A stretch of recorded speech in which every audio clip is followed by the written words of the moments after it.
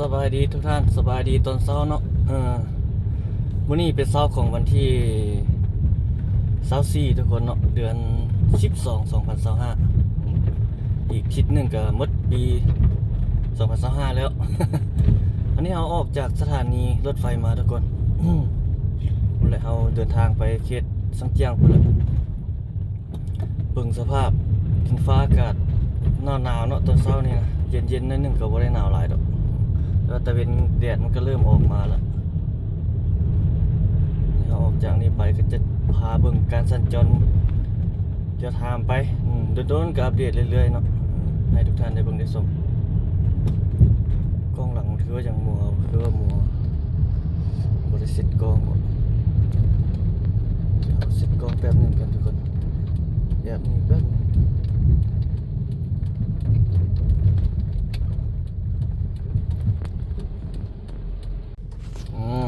โอเคไปต่อกันนี่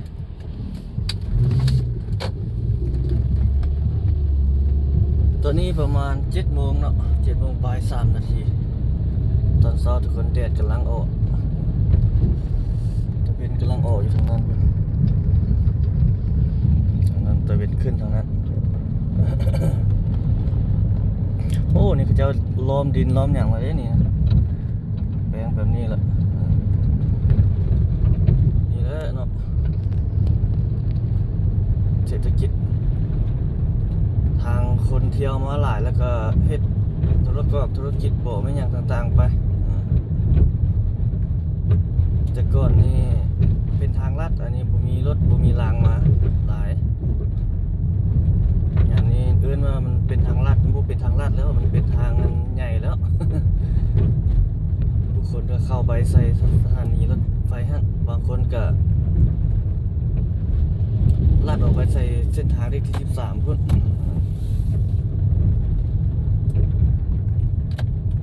เราจะเดี๋ยวนี่เดี๋ยวซ้ายกับพุ่นและสอดใส่เขตขวดมิตรภาพลาวไทยพุ่นละดินตัวนี้กว้างอยู่บนนี้นะ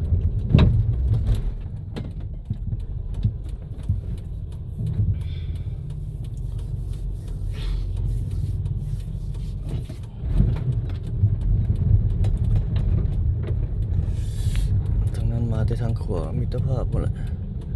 ถนน450 ปีเวียงจันทร์450 ปี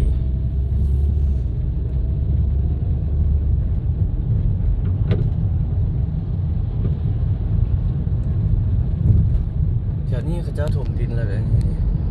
ตอนนั้นยังไม่ได้ถมนี่เขาเจ้าถมเลยกว้างเลยโอ้ใหญ่กว้างเลยเป็นบริษัทอย่างเนาะรอเบิ่งคือเอาว่าแหละขึ้นมาเรื่อยๆ เริ่มขยายออกมาเรื่อยๆเลย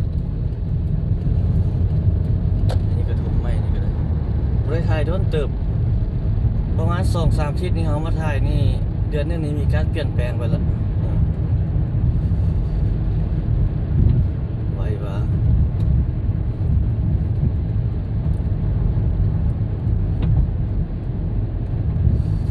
มื้อนี้เป็นวันพฤหัสบ่ทุกคนเนาะวันที่24เข้าดาวปีนี้มันอยู่ประตูไซเนาะ เขาน่าจะเป็นนับถอยหลังอยู่นั่นแหละเพื่อน่าจะมีการจุดพลุปีนี้บ่แน่ใจว่าจะมีการบินโดรนหรือเปล่าเนาะปีกายนี่บินเนาะปีกายนี่บินแต่ปีนี้บ่แน่ใจเป็นรอรุ่นนำเดียว โอ้เขาเจ้าซื้อนี่อยู่นี่หลายอาหารเขาก็ซื้อแล้วได้นี่เลยรถนี้ซื้อบนสถานีรถไฟออกมาคุณพวกอยู่นี่เลย ซื้ออยู่บนทางออกรถนะบ่ได้ถ่ายเมื่อกี้ซื้อปิ้งไส้อ่อนต้มหมูกับข้าว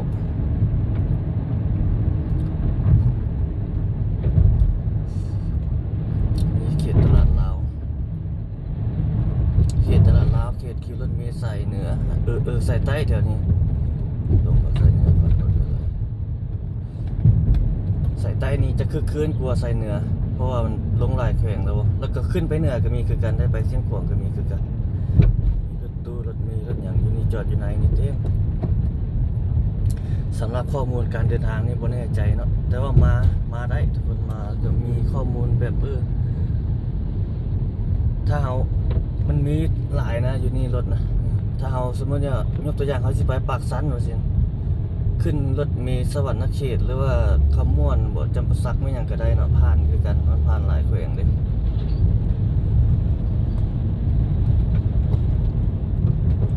ก็ต้องแจ้งซัฟเฟอร์เมียนเนาะเฮาสิลงใส่เว้นรถเพิ่นฮอดแล้วจึงมันนอนหลับไปเลยบ่ได้ รถฮอดนั่นน่ะสวรรณเขตแล้วสิ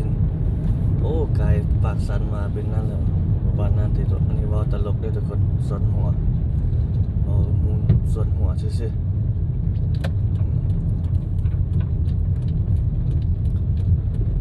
ไฟแดงสิ10 ปีเฮาสิแล่นซื้อไปทางดงดกอันนี้อัปเดตการสัญจรในเช้าของมื้อนี้ให้บรรดาท่านได้เบิ่งได้ชมนำจุดที่นครหลวงวิจันทร์เฮาเขตอ้อมเขตสันเมืองเนาะเข้าเมืองก็ต้องเลี้ยวขวาเลี้ยวซ้ายนี่เข้าเมืองเลี้ยวขวาก็ไปทางด้านนู้นออกไปทางนั้นพุ่นแหละลงใต้หรือว่าไปทางงอนไปทางนั้นถ้าเรียนซื่อก็ทางงอนฮอดวงเวียนด้านโน้นถ้าเลี้ยวขวาก็ลงใต้13เมือง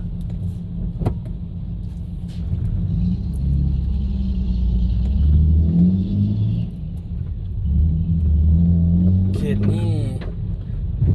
รถติดนะแถวนี้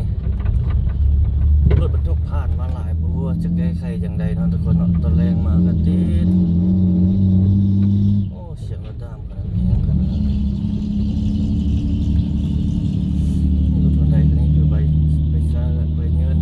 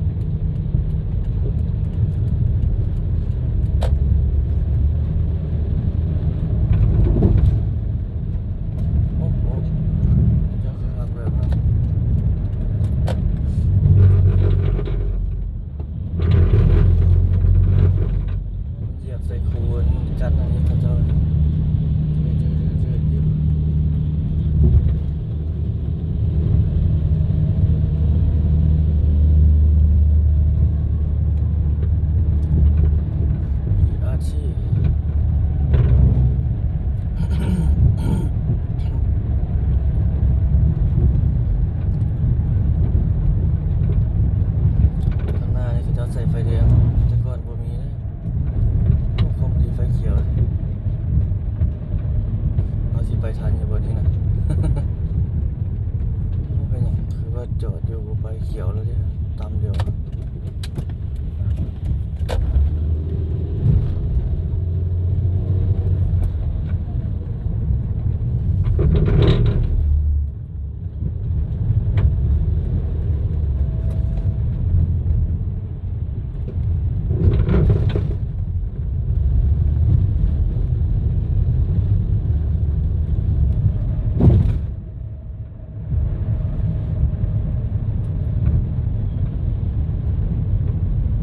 ตู้คงนี่แล้วหลายแล้วทุกคนตู้คงข้ามเลนเขียวๆนี่มันมีนั่นมันมีอันเหลืองๆเนี่ยมันดังแค่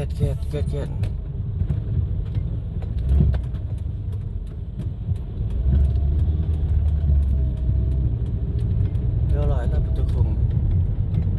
มอซอยทำไม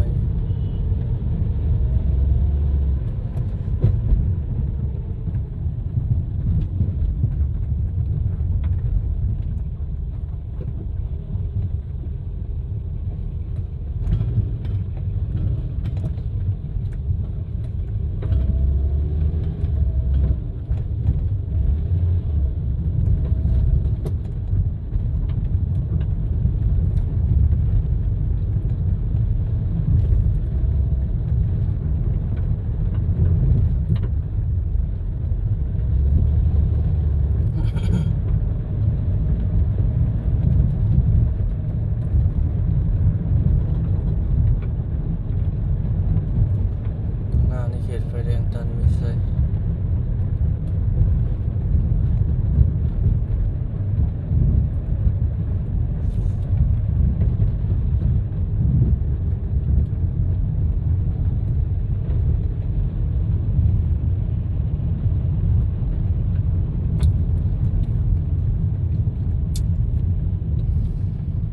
จอดไฟแดง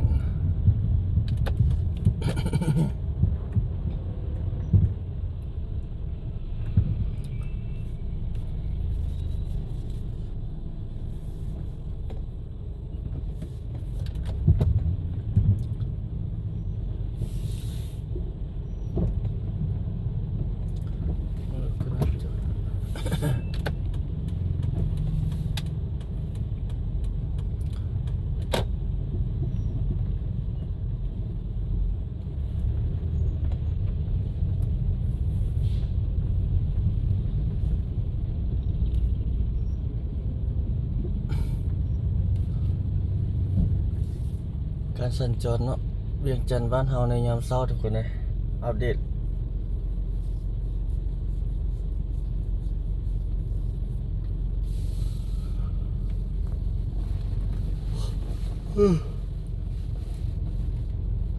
หนึ่งรถออกมาทางนาท่านนาทอกนาทุ่ม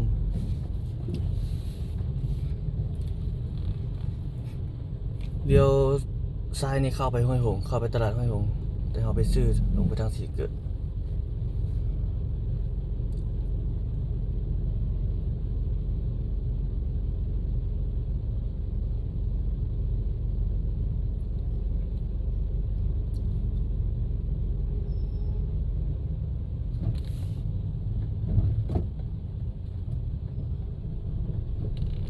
โอ้รถคันขึ้นนั่นลัดแบบนั้นเลยกี้จอดอยู่ดนๆก็ขึ้น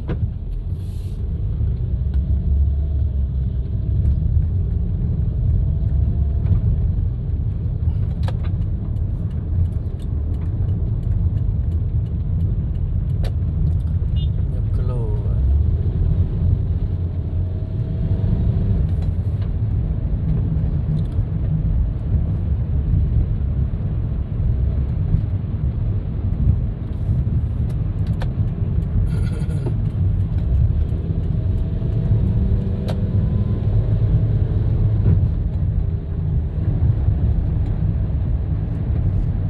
มุ่งหน้าลงไปทางสีเกิดนั่นแต่ว่าบ่ฮอดสีเกิดโอ้แดดโอ้แจ้งจังป้างเลยบัดนี้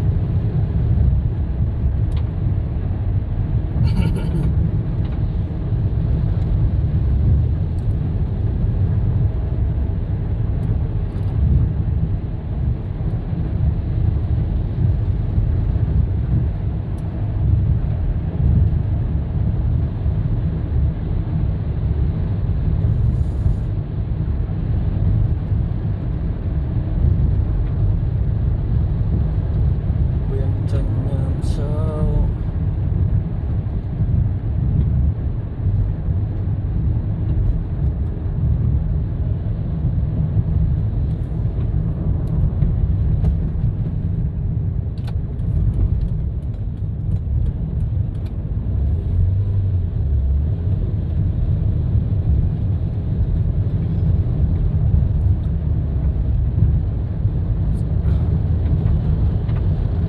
ผ่านเขตสังเกตเข้าไปดงนาสูงเนาะ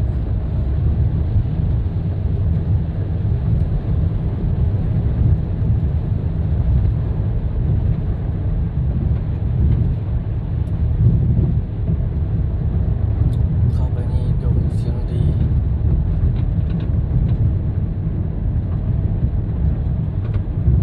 เฮาสิไปเลี้ยวอันนั้นเข้าทางหน้าเอานะทุกคนไม่อย่างก็เลี้ยวซ้ายเข้าถนนสังเกตหนองบึกเนาะหนองบึกดงนาโศกตอนนี้อยู่สังเกตตอนนี้เขตนี้สังเกตหนองพญาเขตนี้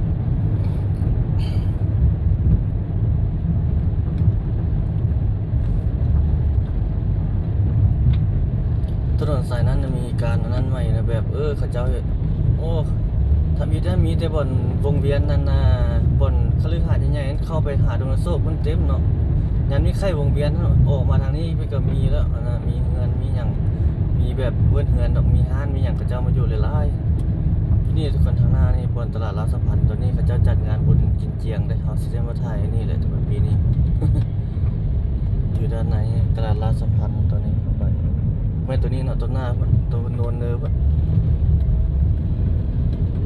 ตัวนี้เข้าไปซอดใส่นะห้วยหงส์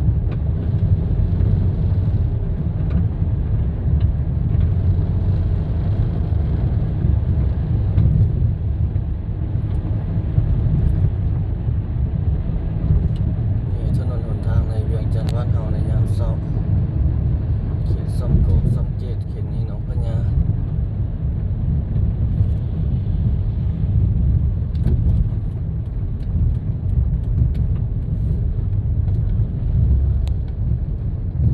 ตลาดลาวสัมพันธ์เข้าไปทางหน้าเฮานี่จะจัดเงินบุญกินเจียงอยู่ในแถวนี้แหละเจียงของมงนะมาเบิ่งสาวมงยนต์มาขอนนี่เข้าไปนี่ตลาดลาวสัมพันธ์บุญเอาไปเจ้าโอ้เสียงของคนหลายเนาะเอาไว้ปีหน้าปีเนอเมื่อไหร่เขาจึงจะได้ไปถ่ายอยู่ทางเชียงของเขา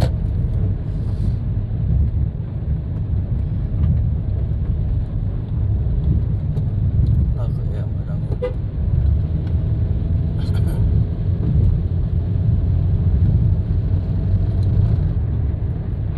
ผู้สาวไปโรงเรียน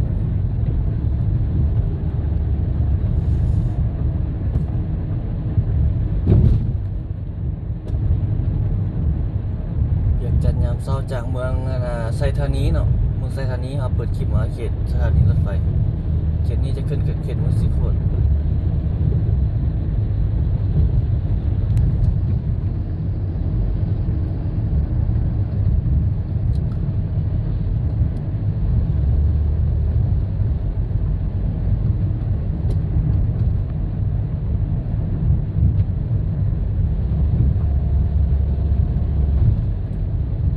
ร้านขายรถก็หลายแถวนี้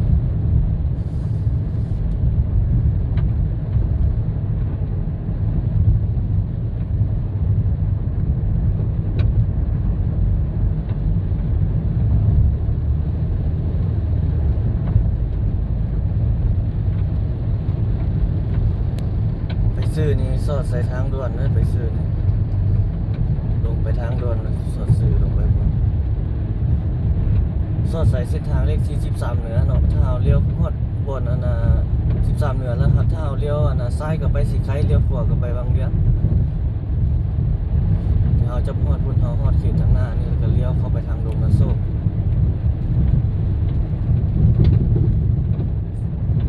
ทางบนที่เราจะเลี้ยวไปเฮาเว้าว่าเริ่มมีห้านมีหยังเขาเจ้ามาอยู่นะแบบเป็นบริษัทขยายมาต่อมาแต่ทางเขตหนองบึกดงนาโซกจนฮอดหนองบึกจนมาฮอดไกลจะมาฮอดเส้นทางทางหน้าเฮานี่แหละ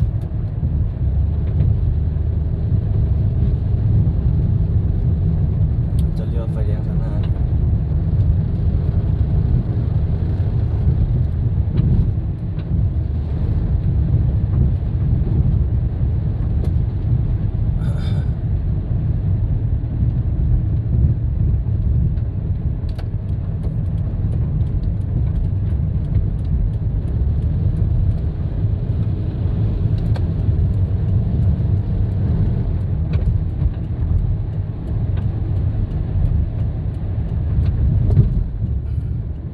เข้าไปทางดงนาโซกก่อนโอ้คอมบรีไฟเขียวนี่เลี้ยวนี้เข้าไปดงนาโซก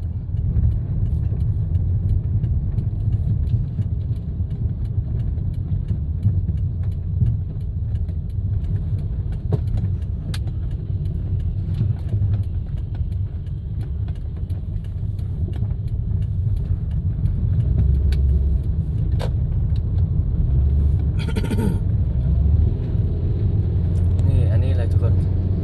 สองข้างทางนี่แหละเขาเจ้าเริ่มสิมาอยู่หลายแล้วเลยสองข้างทางของถนนสายนี้บางบอนบางจุดก็มีการถมดินบางบอนก็มาอยู่ตั้งห้านตั้งหยังแล้ว แต่ แต่ก่อนแล้วมันเฮาถ่ายแต่ไข่วงเวียนทางหน้าเฮาเพิ่นเข้าไปทางนั้นมันเป็นหนองเป็นหยังอยู่แต่ว่าเริ่มถมเริ่มหยังหลายแล้วนะ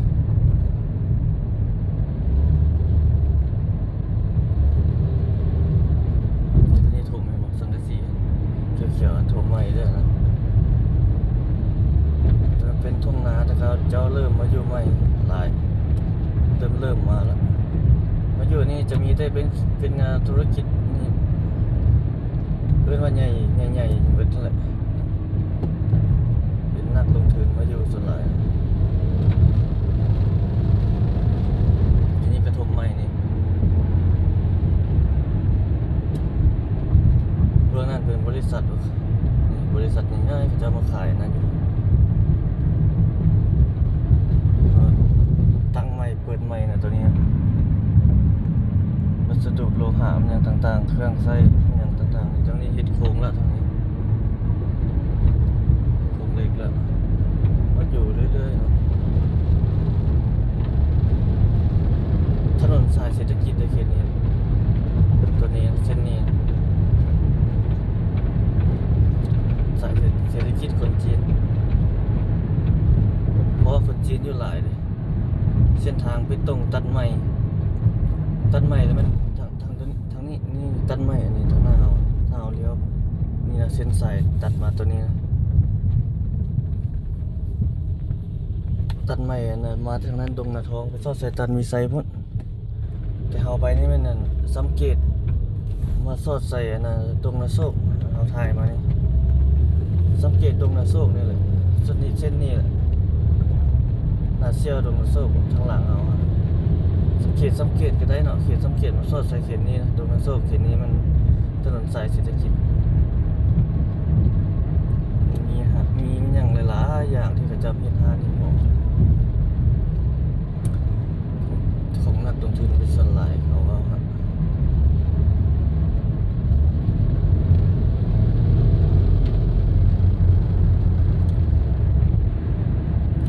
ไปหน้ากับจนไปสอดใส่ถนน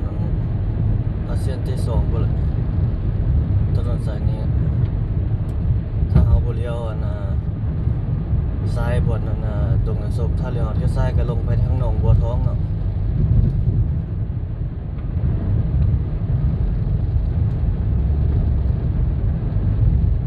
เขตซ่านเมืองเขตนี้เขตซ่านเมืองเขตทุ่งนาแล้วมันกลับกลายมาเป็นเขตเศรษฐกิจใหม่โดยการเข้ามาอยู่มาของนักลงทุน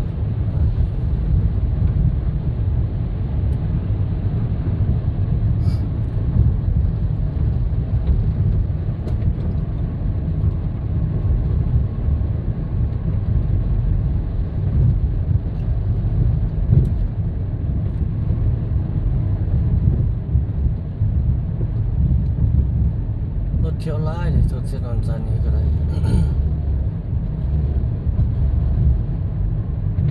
ตะเวนกำลังขึ้นทางนั้น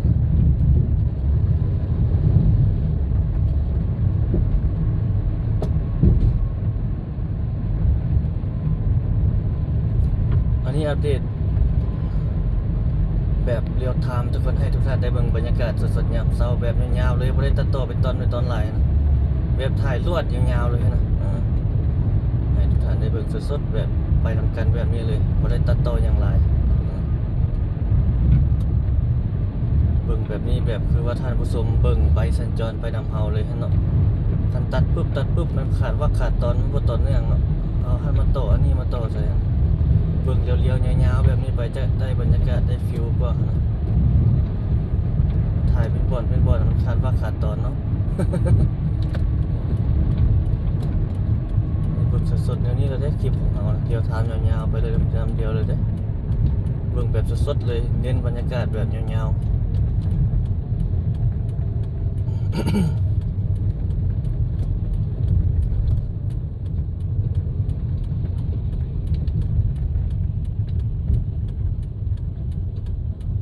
ตึกนี้เลี้ยวลายแล้วตึกนี้นะยังภายในแล้วก็ยังมีตึกโอบโตแค่นี้กำลังสร้างอยู่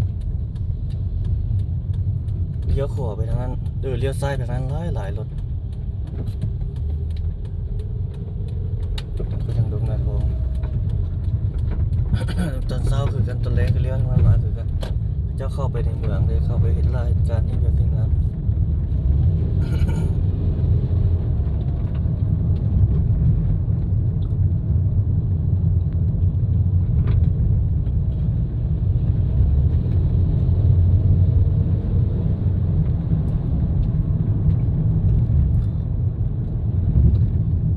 เที่ยวนี้เที่ยวดูในโซนแล้วครับ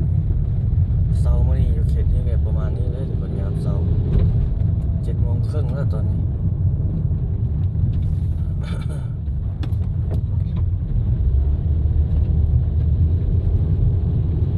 นี่ยึดใหม่นี่ก็เลยวัวเป็นของลาวของจีนคนจีนนี่เริ่มลามออกมาเลยแถวนี้ห้านอาหารนิดน้อยๆเขาเจ้าเริ่มมาเช่าเห็นห้านอาหารอย่างต่างๆหลายแล้วแบบเช่าเป็นห้านอาหารขายมีจีนบ่ขายมีอย่างต่างๆเขาว่ากันไปโอ้บ่เช่า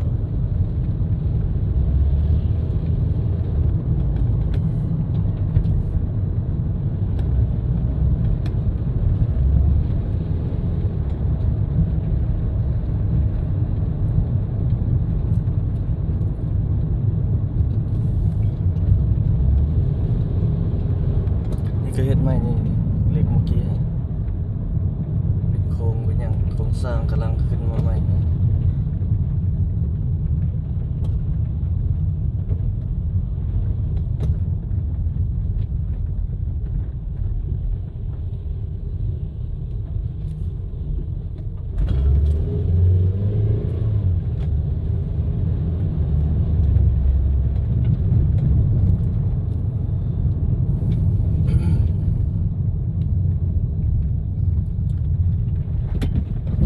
แถวนี้ก็ทางไปเพเป็นบวกโอ้รถแกดินนี่บ่มีปกพบัตรเลยเหี้ยนำทางแบบนี้มันเฮ็ดให้อันทางเปื้อนทางหยังนี่แล้วก็ตกลงมาใส่ทางนี่ก็เป็นขี้ฝุ่นทางดีก็เป็นขี้ฝุ่นคือเขาเว้า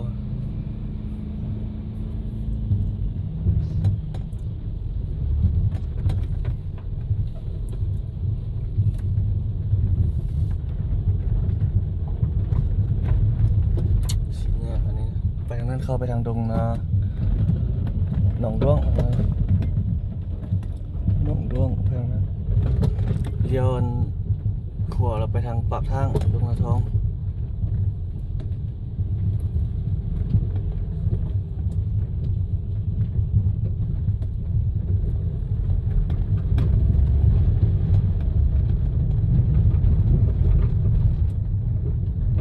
เอาคลิปนี้ประมาณนี้ซะเนาะ อัปเดตยามเช้าให้ทุกท่านได้เบิ่งได้ชมทุกคนนี่เขาก็หน้ายังโบราณซั่นเด้คือเก่าไปชมเขตแต่เช้าก่อนแล้วก็กลับมาก็เก็บบรรยากาศมาให้ทุกท่านได้เบิ่งจนฮอดเขตสังเจียงคือเก่าขอบใจทุกท่านที่รับชมคลิปของเราเนาะไว้พบกันใหม่คลิปถัดไปทุกคนจะอัปเดต